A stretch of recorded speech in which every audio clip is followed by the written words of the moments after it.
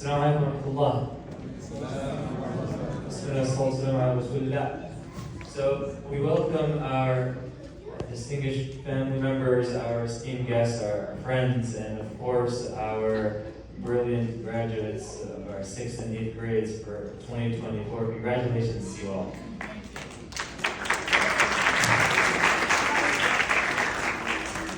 Today I want to talk about good character.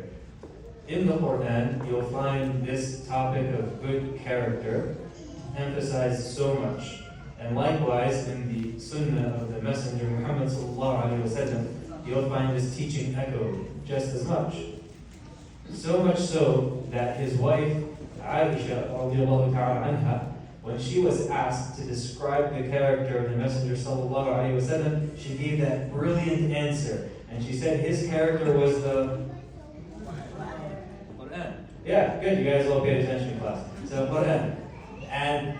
And what does that mean? That means that the Messenger sallallahu alaihi wasallam embodied all the teachings and the prescriptions that you find all over the Quran. And he did so beautifully. You know, he said, إِنَّمَا بُعِثْتُ لِأُتَمِّمَ مَكَارِمَ الْأَخْلَاقِ. He said that the only reason I was sent to you, the only reason, that's for one phrase. He said the only reason that I migrated from Mecca to Medina, that I spent 23 years in the da'wah, that I endured all the injuries that I suffered, was so that I could perfect your character. Can you imagine that? All that just to perfect your character.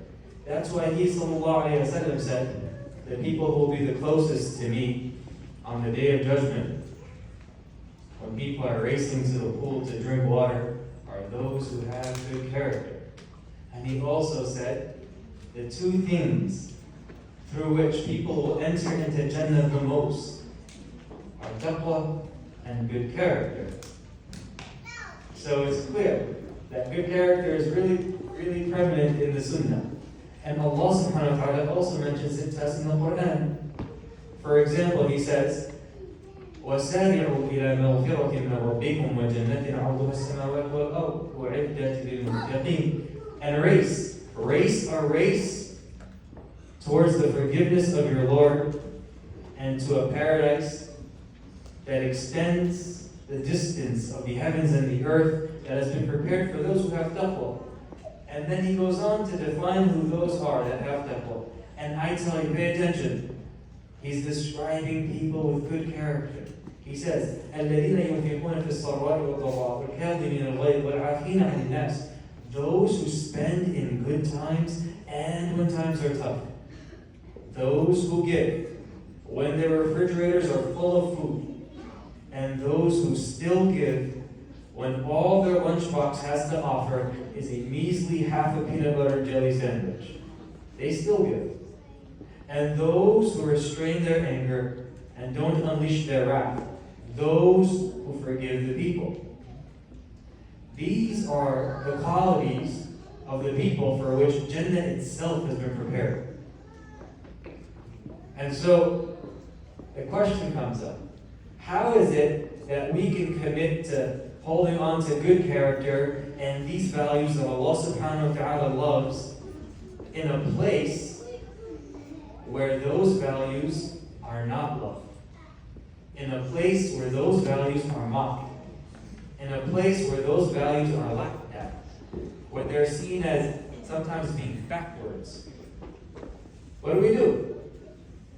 You know, I'll tell you, you're transitioning from 6th grade to 7th grade, and you're going from 8th grade into high school, and so you're going to float into a new bubble of friends. You're going to find yourself surrounded by a new social circle.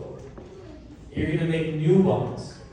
And if those friends you make invite you, forget those friends. If 1,000 people invite you, forget 1,000 people. If the whole world tells you to do something that goes against your values as a Muslim, and your identity as a Muslim, the identity that everyone here worked so hard for you to uphold and to carry, if they encourage you to enjoy something that you know Allah forbid, then you say no.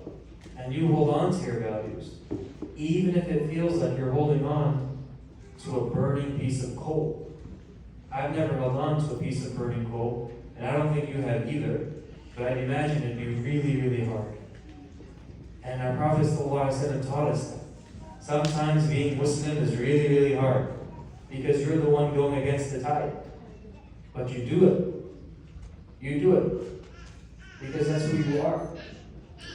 You know, Allah subhanahu wa ta'ala paints a picture for us in the Quran. He tells us that the khabith and the tayyib, that the filthy and the pure are not the same. وَلَوْ أَعْجَبَكَ كَثْرَةُ الْخَبِيثِ. Even if the prevalence of the filthy, you happen to find pleasure in, you find appealing, right? Our Prophet ﷺ teaches us, don't be yes people. You know what yes people are? People who, when everyone around them are doing good, they do good. And when the people around them do evil, they do evil. That's not what a Muslim does. Rather, when people around you do good, you do good. And when people around you become evil, you don't oppress. You partake in the good that's happening around you, and you resist and you don't stand for whatever evil the people around you are doing. Right? I want to share with you a tip for how you can build upon your good character. Because you're going to have the next 2 months, hopefully, in vacation or free or prepping. And this is a good time for you to practice before you start the next grade. One tool or one tip I want you to think about is letting your good character shine beyond your borders. We're all here today. We're all here today to celebrate your graduation. We're going to shake hands, we're going to hug each other, we're going to invite each other to celebrate, but we'll stick to our bubbles, and we'll stick to our circles, and we won't go past that. I'll share with you a story of what I mean. I used to take a class with one of my teachers, and at the end of the class, we used to take the sheikh to go eat food. And one time, we went to a pizzeria. And so we went to the pizzeria, we ordered our pizza. As in typical fashion, the fighting ensued at the cash register, and the duel of debit cards happened, and who wanted to pay, him or her? Well, him and him, there's no her there. So, what happens is the sheikh ends up paying, and he wins the wrestling match, and we wait for our pizza. And then the sheikh steps aside, and he approaches a group of high school kids that are eyeing the pizza slices on display. And he says to them, how many are you? They say 6. And so he says, go grab a table. And he goes back to the cash register, he orders 2 pies. And then he gives it to those students. And those students who are not Muslims, you can tell, these rugged high school kids just had their armors pierced just a little bit through this man's generosity, who was wearing a thobe and a kufi, looking like a Muslim. And it's the first time they witnessed Muslim hospitality. The hospitality that we all are so familiar with when we go back home. The hospitality that all the non-Muslims brag about when they go and visit a Muslim country. The hospitality that doesn't extend, unfortunately, beyond our group of friends. And so he did that. He did that because he overheard one of the kids saying, I'm not hungry. And what he really overheard them saying is, maybe I don't have enough money in my pocket to buy the slice. And he paid for it. And who was more generous than the Messenger sallallahu alaihi wasallam? It was said about him that whenever he was asked for anything, he would give it. Anas, he says that the Prophet sallallahu alaihi wasallam was standing with a man who was not a Muslim at the time, and they were standing before a valley full of sheep. That's the space between 2 mountains, filled with sheep. And the man is looking at it, and the Prophet says to him, are you impressed by this? And he says, yeah, of course. Who wouldn't be impressed? So much sheep. And he says, okay, here, it's for you. He's like, what? For me? He's like, yeah, for you. He's like, are you kidding? For me, you're just going to give me all this sheep for free? All this money? And he says, yeah, it's for you. The man then eventually becomes a Muslim. And he goes back to his people with all the sheep, and he says, Ya qawmi, aslimu. O my people, become Muslim now. I met a man, Muhammad sallallahu alaihi wasallam, who gives, he gives and he does not fear poverty. He gives without the fear of poverty. And that is the quality of someone with good character. You give today because you know Allah's promise is true that tomorrow He'll give you even more. And that's what the Messenger ﷺ embodied. So I want to give you a tool that you can use. Maybe it's 2 tools to help you build upon your good character. And the first thing is, I want you all to make dua to Allah subhanahu wa ta'ala and ask Him for good character. The shaitan will come to you and whisper in your ear, and he'll say, I know this hadith already. I heard this ayah already. I know this story. I don't need to pay attention. And he'll do that. Just like right now. You might be thinking, this brother came from who knows where to talk to me at my graduation and to tell me to make dua for good character. It's not rocket science, right?